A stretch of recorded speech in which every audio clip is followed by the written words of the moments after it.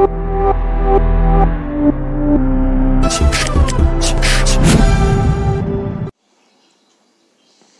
আগের দিন আমি ইনডিফারেন্স কার্ভ আরম্ভ করেছিলাম, খাতাটা একটু খোল তাহলে বুঝতে সুবিধা হবে। খাতাটা একটু খোল, আমি একটু বলে দিচ্ছি, তারপর এখান দিয়ে বোঝাবো, তারপর আজকে ক্লাসটা বোঝাচ্ছি। দেখ কী লেখা ছিল ইনডিফারেন্স কার্ভ। ইনডিফারেন্স কার্ভ মানে কি বলেছিলাম? ইনডিফারেন্স মানে হচ্ছে এক, ইনডিফারেন্স মানে তো এক, ডিফারেন্স মানে তো আলাদা, ইনডিফারেন্স মানে এক। তো এটারই একটা কার্ভ হবে, ঠিক আছে? তো বলছে কি it is a graphical representation. Indifference কার্ভটা কি? এটা হচ্ছে এক ধরনের গ্রাফিক্যাল রিপ্রেজেন্টেশন, মানে একটা গ্রাফ করে দেখাতে হবে, ঠিক আছে? তো showing combination of two goods, দুটো গুডসের কম্বিনেশন, ঠিক আছে? দুটো গুডসের combination which provides same level of satisfaction. বুঝতে পারছিস তো? এক একটা বিভিন্ন বিভিন্ন অনেকগুলো কম্বিনেশন হবে, এক একটা কম্বিনেশনে যা স্যাটিসফ্যাকশন পাবি আর একটা কম্বিনেশন সেম স্যাটিসফ্যাকশন পাবি, তাই বলেছে সেম লেভেল অফ স্যাটিসফ্যাকশন। যেই কম্বিনেশন যাস না কেন স্যাটিসফ্যাকশনটা সেমই পাবি, ঠিক আছে? তো দেখ উদাহরণ দেওয়া ছিল, দেখ প্রথম কম্বিনেশনে দেখ 5টা কোক 4টে পেপসি ছিল, 9 পেলি। 2 নম্বর কম্বিনেশনে কি ছিল? 6 3। 3 নম্বর কম্বিনেশনে কি ছিল? 7 2, ঠিক আছে? এটাই আগের দিন বুঝিয়েছিলাম ডিটেলসে। এবার দেখ তারপরে আর একটা কম্বিনেশন বোঝানো হয়েছে, কি বোঝাইছি ভালো করে দেখ। বলছে দেখ 5টা অ্যাপেল 5টা ম্যাঙ্গো, 5টা অ্যাপেল 5টা ম্যাঙ্গো, তারপরে কি দিয়েছি দেখ 6টা অ্যাপেল 5টা ম্যাঙ্গো। এবার দেখ তুই আগে যেখানে 5টা অ্যাপেল ইউজ করতি, এখন অ্যাপেলটা কি করলি? একটা অ্যাপেল তোর বাড়িয়ে দিলি। ম্যাঙ্গো আগে 5টা ছিল, এখন ম্যাঙ্গো 5টাই আছে, ম্যাঙ্গো তো বাড়াসনি। তাহলে প্রশ্ন হচ্ছে তুই কোন কম্বিনেশনটাকে চুজ করবি? 1 নম্বরটাকে চুজ করবি না 2 নম্বরটাকে চুজ করবি? কমন সেন্স কি বলে? কেন বললি কোনোটাকেই নয়? আগে শোন, মন দিয়ে শোন, আগে 5টা অ্যাপেল খাচ্ছিলি, আগে তুই 5টা অ্যাপেল ইউজ করছিলি বা কনজিউম করছিলি, 5টা অ্যাপেল কনজিউম করে এখন এখন এখন কটা অ্যাপেল কনজিউম করছিস? 6টা। তো অ্যাপেলটা একটা বেশি কনজিউম করছিস, তুই কোনটাকে বেশি সুবিধা দিবি, কোনটাকে প্রেফার করবি? নিশ্চয়ই তোর সেকেন্ড কম্বিনেশনটাকে। আগে 5টা অ্যাপেল 5টা ম্যাঙ্গো ছিল, এখন সেখানে কটা হলো? 5টা অ্যাপেলের জায়গায় কটা অ্যাপেল হলো? 6টা অ্যাপেল, 6টা অ্যাপেল 5টা ম্যাঙ্গো। ম্যাঙ্গোতে কোনো অসুবিধা নেই, কিন্তু অ্যাপেল তো বেড়ে যাচ্ছে। তার মানে কি হচ্ছে? কাকে বেশি প্রেফারেন্স দিচ্ছিস? কাকে প্রেফারেন্স দিচ্ছিস? তুই সেকেন্ড কম্বিনেশনটাকে প্রেফারেন্স দিচ্ছিস, ঠিক আছে? তো আচ্ছা, তারপর 2 নম্বর কি বলেছে? 5টা অ্যাপেল 5টা ম্যাঙ্গো, ঠিক আছে? তারপরে এখানে বলেছে দেখ 6টা অ্যাপেল 6টা ম্যাঙ্গো, অ্যাপেলও একটা বাচ্চা ম্যাঙ্গো একটা বাচ্চা, তাহলে কাকে প্রেফারেন্স দিচ্ছি? 2 নম্বরটাকে প্রেফারেন্স দিচ্ছি। 3 নম্বর কম্বিনেশনটা কি বলছে তারপর বোঝাচ্ছি, 3টে একবারে নিয়ে বোঝাচ্ছি। 5টা অ্যাপেল 5টা ম্যাঙ্গো, ঠিক আছে? তো তাই অ্যাপেল একটা বেড়ে গেল, 6 হলো, আর ম্যাঙ্গো কি হলো? একটা কমে গেল। তার মানে কি হলো? অ্যাপেল একটা বেড়ে গেছে, ম্যাঙ্গো একটা কমে গেছে। খুব একটা এফেক্ট পড়েনি আমার কাছে, একটা বেড়ে গেছে একটা কমে গেছে। তাহলে এখানে কাকে প্রেফার দেবো? এখানে কাউকে প্রেফারেন্স দেবো না। একটা বেড়ে গেছে একটা কমে গেছে, আর আগেরগুলো বেড়ে গেছিলো। তাই ওখানে দেখ ওখানে লেখা ছিল, আমি আগের দিন একটা নোট লিখেছিলাম মনোটনিক প্রেফারেন্স জিনিসটা কি। মনোটনিক প্রেফারেন্স দেখ এখানে লিখেছিলাম, দেখ 1 নম্বর আর 2 নম্বরটা দেখ, ওখানে মনোটনিক প্রেফারেন্স। তার মানে কি? মনোটনিক প্রেফারেন্স মানে মোর গুডস মোর, কি লিখেছিল? মোর গুডস মোর ইউটিলিটি। বেশি গুডস ইউজ করলে বেশি ইউটিলিটি পাবো। তাই 1 নম্বর আর 2 নম্বর তাই ছিল, কিন্তু 3 নম্বরে কি তাই হয়েছে? মোর গুডস? না না স্যার, একটা গুডস যখন বেশি ইউজ করেছি, অ্যাপেল যখন একটা বেশি ইউজ করেছি, তখন ম্যাঙ্গো একটা কমিয়ে দিয়েছি, তাই তো? ঠিক নিচেই লেখা ছিল if the quantity of one goods has been increase. মন দিয়ে শুনবি, ধর অ্যাপেল যদি একটা বাড়িয়ে দিই, তাহলে ম্যাঙ্গো একটা কমাতে হবে। এটাকে বলে ইনডিফারেন্স। যদি এটা না মানে তখন মনোটনিক প্রেফারেন্স। গল্পটা মাথায় রাখতে হবে। তোর ইনডিফারেন্স কার্ভ পড়তে গেলে তোকে জিনিসটা মাথায় রাখতে হবে, দুটো কন্ডিশন মাথায় রাখতে হবে। এটা একটা কন্ডিশন, কি বললাম? একটা ধর সাপোজ ধর কি বললো, দুটো প্রোডাক্ট বল, একটা পার্লেজি আর একটা তো সানফিশ, দুটো বিস্কুট, পার্লেজি সানফিশ। পার্লেজি বিস্কুট যদি তুই একটা আগে যত খাচ্ছিলি তার তুলনায় একটা যদি এখন খাওয়া যদি আর একটু বাড়িয়ে দিস, তাহলে তোকে সানফিশ কমাতে হবে। এটাই হচ্ছে ইনডিফারেন্স। বুঝতে পারছিস তো? তো এখানে যেটাই বলছে if the quantity of one goods has been increase, একটা গুডস যদি তুমি বাড়িয়ে দাও, ঠিক আছে, the quantity of other goods must be decrease. একটা যদি গুডস বাড়িয়ে দিই, ইউজ করে যদি বাড়িয়ে দিই, তাহলে আর একটা গুডস কমাতে হবে। আর যদি তা না করতে পারি, তখন সেটা হচ্ছে মনোটনিক প্রেফারেন্স, ঠিক আছে? তো বুঝতে পারলি তো ব্যাপারটা? মানে কিছুটা আমি আগের দিন এটা বলেছিলাম, এবার আজকে বলছি। দেখ ডায়াগ্রামটা, শিডিউলটা দেখ কি লেখা আছে। কম্বিনেশন, 4টে কম্বিনেশন তুলেছি। একটা এ কম্বিনেশন, একটা বি, একটা সি, একটা ডি। গুডস এক্স, দুটো গুডস, এখানে নাম বলছি না, ওই পার্লেজি বিস্কুট সানফিশ নাম বলছি আমি, এক্স আর ওয়াই চলে আসছে, ঠিক আছে? দুটো গুডস এক্স আর ওয়াই। এক্স একটা গুডস ইউজ করছিলাম, এখন একটা গুডসের থেকে আমি আস্তে আস্তে যখন গুডস বাড়াবো, কি মনে হয় কমন সেন্স কি বলে, যদি আমি একটা একটা করে গুডস ইউজ করা বাড়াতে থাকি, মানে কনজিউম করি একটা করে, তাহলে কি হয়, আমার স্যাটিসফ্যাকশন কি হয়, শিখেছিলাম তো, কমবে। আমি যখন আমি বারবার বলছি, আগের দিনও বলেছিলাম, বহু ডিএমইউ বলেছিলাম, ডিমিনিশিং মার্জিনাল ইউটিলিটি। আমি আগে একটা গুডস ইউজ করছিলাম, তখন যা আমার স্যাটিসফ্যাকশন ছিল, যখন দুটো গুডস ইউজ করব, যখন গুডস বাড়াচ্ছি স্যাটিসফ্যাকশন আস্তে আস্তে কমতে থাকবে। তো দেখ এখানে 1, ঠিক তো, তারপর হচ্ছে 2, 3, 4, আস্তে আস্তে একটা করে গুডস ইউজ করছি। আর গুডস ওয়াই জিনিসটাকে আমি সব বলবো, গুডস ওয়াই কি আছে স্যার, 10, 6, 3, 1। ইনডিফারেন্স কার্ভের কি বললাম, পয়েন্টটা কি বললাম স্যার, আপনি যদি একটা গুডস যদি ইউজ করা বাড়িয়ে দেন, মানে কনজিউম যদি একটা করে বেশি ইউজ করি, দেখ 1 ছিল এখন 2 হলো, তাহলে একটা আরো একটা কনজিউম করলাম, তাহলে একটা গুডস যদি কনজিউম করে, তাহলে আর একটা গুডস কি ছাড়তে হবে। আগেরটা কি ছিল দেখ, তুই উদাহরণটি বারবার করে দেখিস, আগে 5টা অ্যাপেল ছিল, তার জায়গায় এখন 6টা অ্যাপেল হলো। আগে 5টা অ্যাপেল খাচ্ছিলাম, এখন 6টা অ্যাপেল খাচ্ছি, মানে একটা আপেল খাওয়া বাড়িয়ে দিলাম। তার মানে একটা আপেল খাওয়া যদি বাড়িয়ে দিই, তাহলে ম্যাঙ্গো খাওয়া কমাতে হবে। তার মানে এখানে কি হয়েছে, যখন 1 থেকে 2 হলো, তাহলে 1 যখন বাড়লো, তাহলে নিশ্চয়ই এটা যখন বাড়ছে তখন এটা কমতে হবে, হ্যাঁ কি না, কমতে হবে। তো এটাই হচ্ছে ইনডিফারেন্স কার্ভ, মানে আমি যে শিডিউলটা তৈরি করবো তোকে মাথায় ঢোকাতে হবে তো, আচ্ছা এরকম ভাবে শিডিউল হবে। যদি এখানে 1, 2, এখানে 10-এর জায়গায় যদি এখানে 12 হয়ে যেত, তাহলে হতো না কিন্তু ইনডিফারেন্স। বুঝতে পারলি ইনডিফারেন্স মানে কি, ইনডিফারেন্স মানে এক্স গুডস যদি তুমি একটা বাড়াও, তাহলে ওয়াই গুডসকে কমাতে হবে, এটাই হচ্ছে ইনডিফারেন্স কার্ভ। তো এই ডায়াগ্রামটা আমি স্যার এটা পরে বলবো, এটা এখন দেখবি না, এই দুটো মাথায় ঢুকে যেত। এটা এখানে গুডস ওয়াই, তোর মানে প্রশ্ন হলো, আচ্ছা গুডস ওয়াই কি হচ্ছে বলতো, আস্তে আস্তে বাড়ছে না কমছে,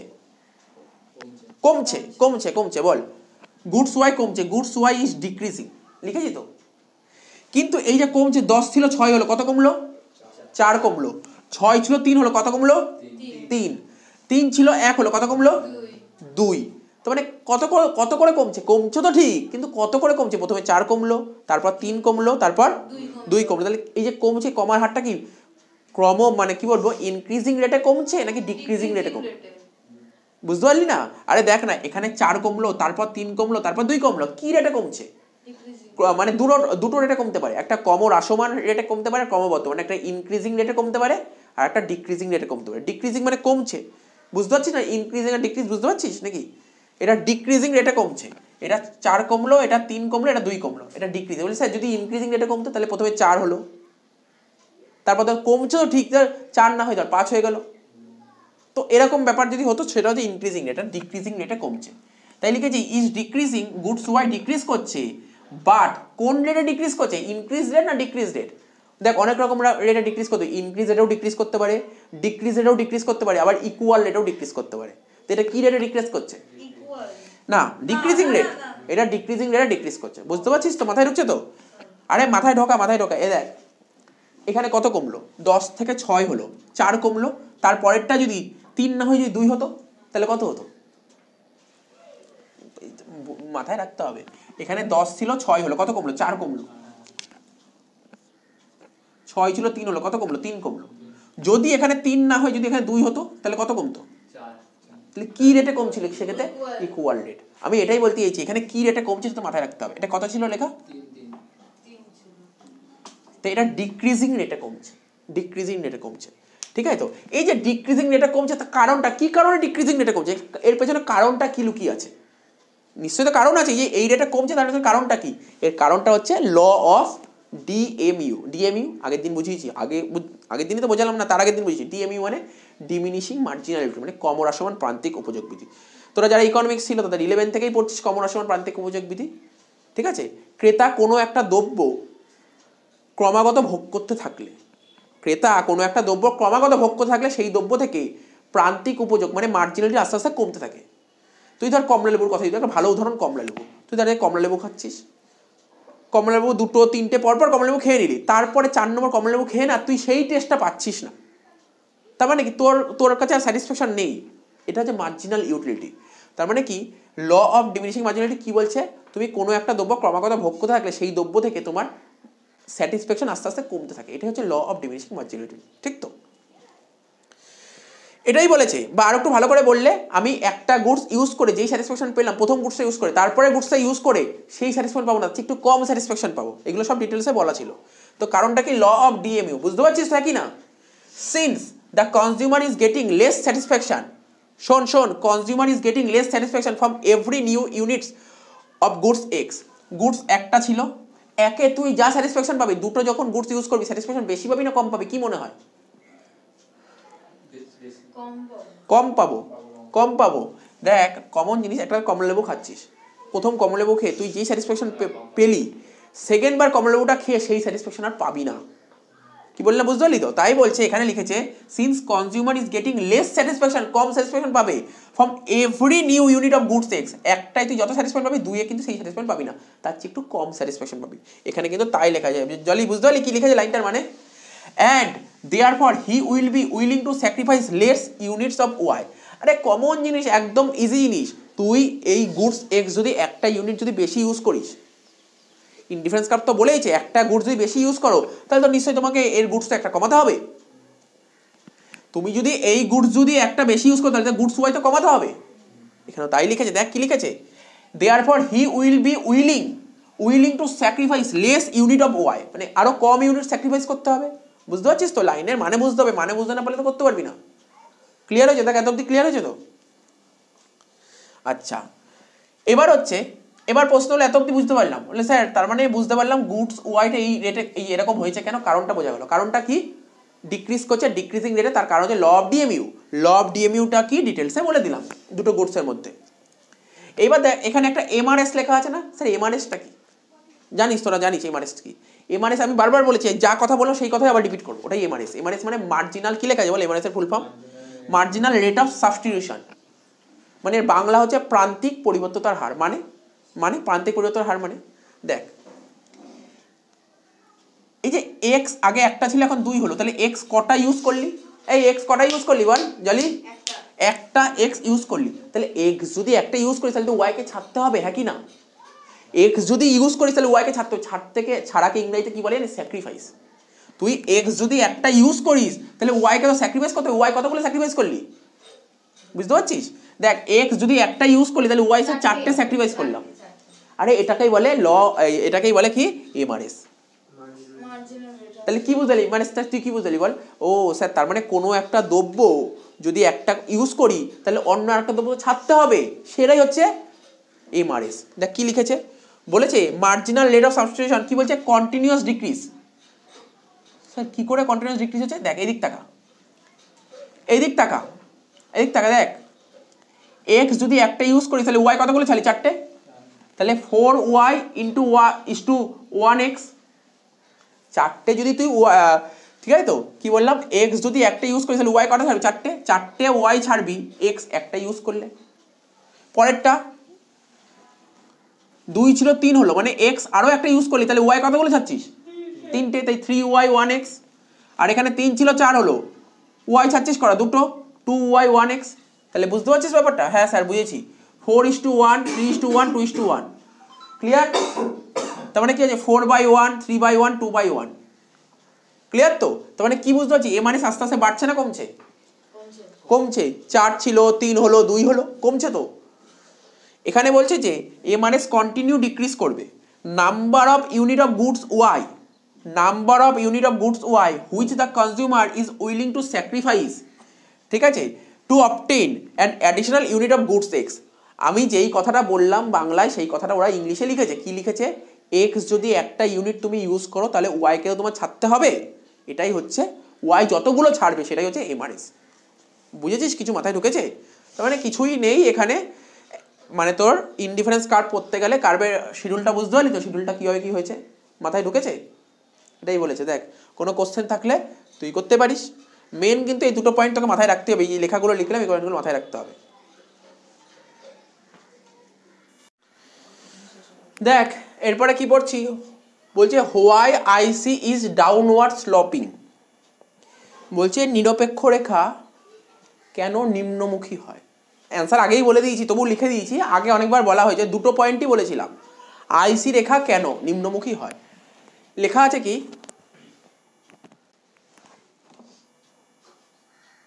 আইসি রেখা কেন নিম্নমুখী হয়? বলছে IC is downward sloping because if the quantity of one goods is increased, the quantity of other goods must be decreased.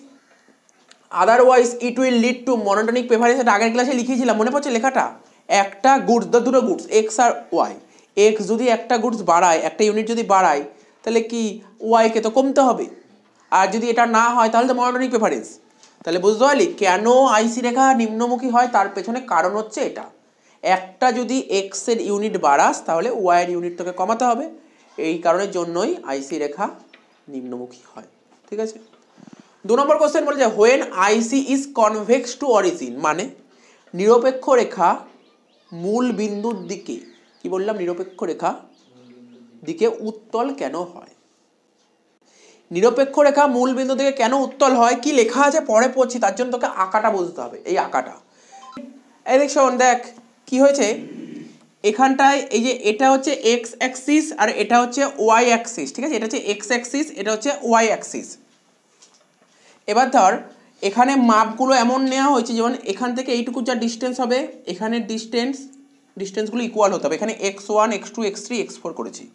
ঠিক আছে, কার্ভটা না একটু লম্বাটে ধরনের করবি, তাহলে পুরো অ্যাকচুয়াল মাপ পাবে। লম্বাটে ধরনের করলেই অ্যাকচুয়াল মাপটা পাবে। একটু কার্ভটা একটু বেঁকে গেছে আমার, কার্ভটা এরকম আসলে ভালো হতো, এরকম এরকম আসলে বেশি ভালো হতো। ঠিক আছে তো? আচ্ছা, এবার কি হয়েছে দেখ, এই যে এখান থেকে ওপরে দাগটা তুলেছি, এখান থেকে উপরে দাগটা তুলেছি, এখান থেকে উপরে দাগটা তুলেছি, এখান থেকে উপরে দাগটা তুলেছি। ঠিক আছে, তারপর এটার সঙ্গে এটা যুক্ত করেছি, বুঝতে পারছিস কি বলছি? আচ্ছা, এবার ধর এটা হচ্ছে এক্স, এই যে এখানে কি হচ্ছে এ পয়েন্ট, এটা হচ্ছে একটা কম্বিনেশন, এ একটা কম্বিনেশন, এটা একটা কম্বিনেশন, এটা একটা কম্বিনেশন, এটা একটা কম্বিনেশন। এ কম্বিনেশনে ক্রেতা এক্স গুডস কতটা নেবে, x1, আর ওয়াই গুডস y1।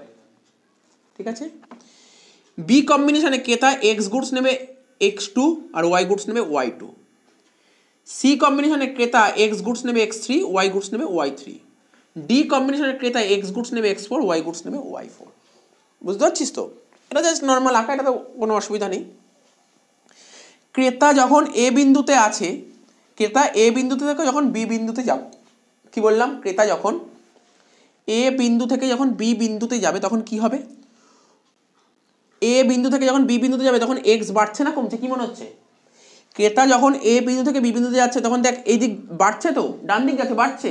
ক্রেতা যখন এ থেকে বিতে যাচ্ছে, তোরা জানিস না, তোরা যখন গ্রাফ করেছিলি এই দিকে তো পজিটিভ থাকে, এই দিক তো নেগেটিভ থাকে। ক্রেতা যখন এ বিন্দু থেকে বি বিন্দু যাবে তখন এক্স বাড়বে, এক্স এতটা বাড়াবে।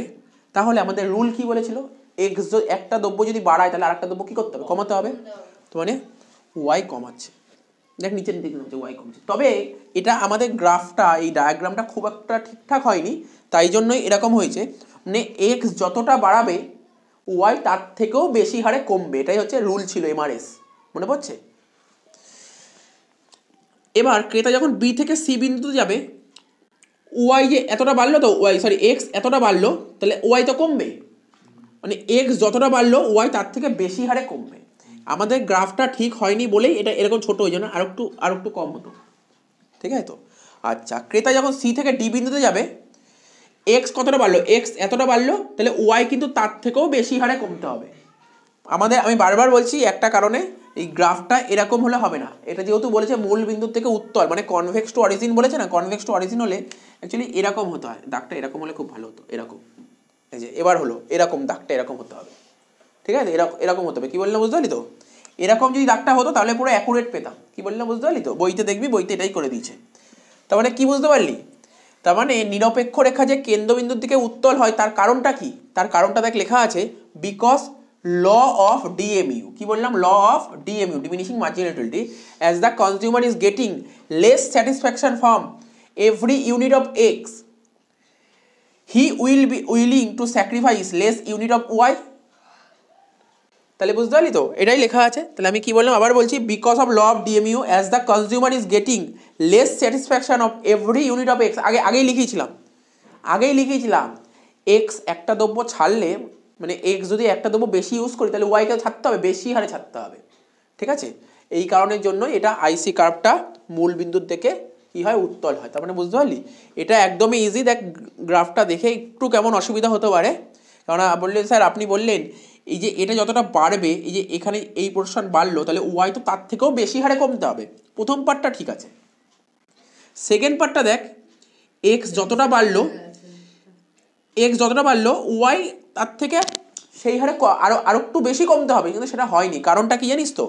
এক তো আমাদের লাইন বেঁকে গেছে আর এই গ্রাফটা ঠিক হয়নি, এই কারণের জন্য। তোরা যদি এটা যদি পুরো পারফেক্টভাবে করিস তাহলে পুরো অ্যাকুরেট হবে। কি বললে বুঝতে পারলি তো?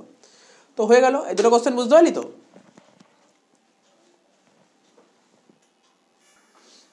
দেখ এরপরের কোশ্চেনটা কি বলছে, what is the slope of IC. আমাকে যদি বলে নিরপেক্ষ রেখার ঢাল কি, তোকে যদি কখনো বলে হট কোশ্চেন যদি আসে নিরপেক্ষ রেখার ঢাল বলতে তুমি কি বোঝাও? তোকে যদি বলে নিরপেক্ষ রেখার ঢাল বলতে কি বোঝাও, তুই বলবি এমআরএস। কি বলবি? এমআরএস কি শিখেছিলাম? Marginal rate of substitution. Marginal rate of সাবস্টিটিউশনই হচ্ছে নিরপেক্ষ রেখার ঢাল। তো পরীক্ষায় যদি এমসিকিউ আসে বা যদি বলে নিরপেক্ষ রেখার ঢাল বলতে কি বোঝায়, তুই বলবি এমআরএস, অপশন থাকবে এমআরএসই হচ্ছে নিরপেক্ষ রেখার ঢাল। ক্লিয়ার হয়েছে? ইনডিফারেন্স ম্যাপ, ইনডিফারেন্স ম্যাপ কিচ্ছু না, যখন একই লেখচিত্রে অনেকগুলো আইসি থাকে একসাথে, যখন অনেকগুলো আইসি থাকে তখন তাকে বলে ইনডিফারেন্স ম্যাপ। অনেকগুলো আইসি যখন একই গ্রাফে আছে, ঠিক আছে, একই লেখচিত্রে আছে, তখন তাকে বলে ইনডিফারেন্স ম্যাপ। অনেকগুলো আইসি থাকে, IC1, IC2, IC3, IC4, ঠিক আছে তো? এরপরের কোশ্চেনটা খুব ইম্পর্টেন্ট কোশ্চেন, প্রপার্টিস অফ আইসি। যদি এই এখন তো তোদের এমসিকিউ হয়ে গেছে, যখন এমসিকিউ ছিল না এই কোশ্চেনটা এতটাই ইম্পর্টেন্ট ছিল, প্রতি বছর পরীক্ষায় আসতো, এতটাই ইম্পর্টেন্ট ছিল। আসতো না, শুধু ওটাকে ব্যাখ্যা করতে হতো, তারপর ছবি আঁকতে হতো। কি বলছি শুনছিস তো? প্রপার্টিস অফ আইসি মানে নিরপেক্ষ রেখার বৈশিষ্ট্য। কি বললাম? নিরপেক্ষ রেখার বৈশিষ্ট্য। যে আগে যখন আসতো নিরপেক্ষ রেখার বৈশিষ্ট্য লেখো, 4 নম্বর ও 5 নম্বর দিত, তো এক একটা পয়েন্ট লিখতে হতো, ব্যাখ্যা করে আঁকতে হতো, ঠিক আছে, প্রতিটা আঁকতে হতো। তো দেখ প্রথম পয়েন্ট কি বলেছে, আইসি ইজ ডাউনওয়ার্ড স্লপিং, মানে নিরপেক্ষ রেখা নিম্নমুখী হয়। কি তাই তো? ডাউনওয়ার্ড স্লোপিং মানে নিম্নমুখী হয়। বলি স্যার এটা ব্যাখ্যা করুন। কি কেন ব্যাখ্যা করো? কিছুক্ষণ আগে লিখলাম না আইসি, হোয়াই আইসি ডাউনওয়ার্ড স্লোপিং লিখেছিলাম, ওখানে তো ব্যাখ্যা করে দিচ্ছি, আর নতুন করে ব্যাখ্যা করার কি আছে? তারপর কি লেখা আছে, আইসি ইজ কনভেক্স টু অরিজিন, মানে নিরপেক্ষ রেখা কেন্দ্রবিন্দুর দিকে উত্তল হয়। আরে আগেই তো ব্যাখ্যা করলাম ছবি দিয়ে, কি ব্যাখ্যা করলাম তো ওটাই।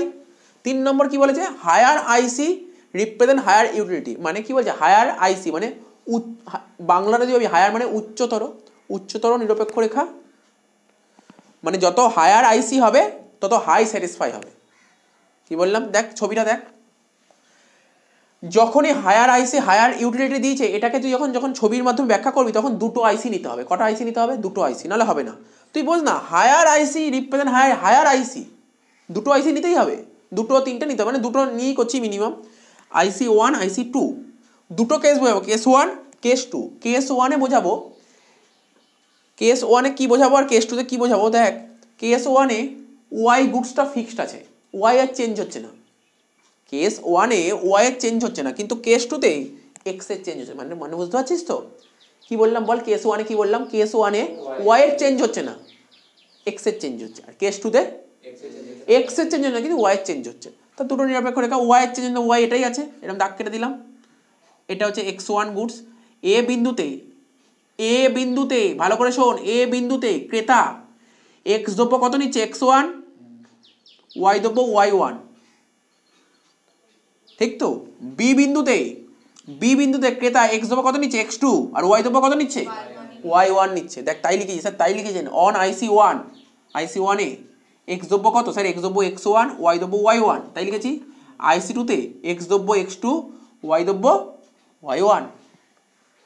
তাহলে কোথায় কি মনে হচ্ছে, হায়ার আইসি, এই যে উচ্চতর যে আইসি আছে, তো হায়ার স্যাটিসফ্যাকশন হবে। কেন? দেখ এখানে বেশি স্যাটিসফ্যাকশন হবে। দেখ এখানে IC1-এ x1 পেয়েছি আর IC2-তে x2 পেয়েছি, তাহলে হায়ার স্যাটিসফ্যাকশন পাচ্ছি। জিনিসটা বুঝতে পারছিস তো? এটা দিয়ে বোঝ। উল্টো উদাহরণ, এখানে কি আছে, ওয়াই চেঞ্জ হচ্ছে কিন্তু এক্স এর কোনো চেঞ্জ হচ্ছে না। তাহলে দুটো আইসি, IC1 IC2, IC1-এ এক্স দ্রব্য কত নিচ্ছি? x1, এক্স দ্রব্য x1, তাই তো? আর ওয়াই দ্রব্য কত?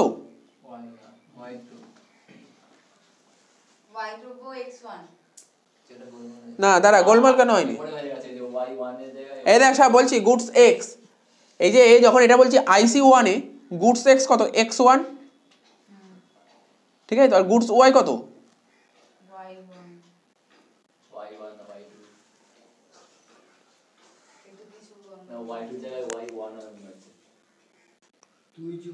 না না ঠিক আছে, এই আসতে তো, আসতে কথা বলিস না, কিন্তু ঠিকই আছে।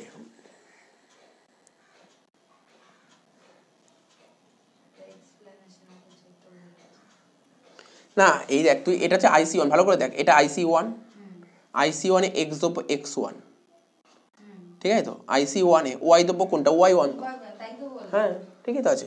আর আইসি টুতে এক্স দেবো এক্স ওয়ান, ওয়াই দেবো ওয়াই টু, ঠিকই তো আছে, ঠিকই আছে, কোনো লেখাই ভুল নেই।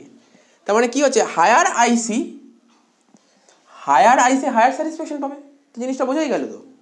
তো তিনটে প্রপার্টি হলো, এবার 4 নম্বর প্রপার্টি আসবো। তো বুঝতে পারলি তিনটে প্রপার্টি কী কী বললাম বল, প্রপার্টিগুলো তোর তো জাস্ট এমসিকিউ আসবে, তোকে জানতে হবে। একটা বললাম আইসি রেখা ডাউনওয়ার্ড স্লপিং, আর একটা কী বললাম কনভেক্স টু অরিজিন, আর একটা কী বললাম হায়ার আইসি হায়ার ইউটিলিটি, আর একটা আছে সেটা কি দুটো আইসি রেখা কখনোই পরস্পরকে ছেদ করতে পারে, ইন্টারসেক্ট করতে পারে না, ওটা দেখাচ্ছি।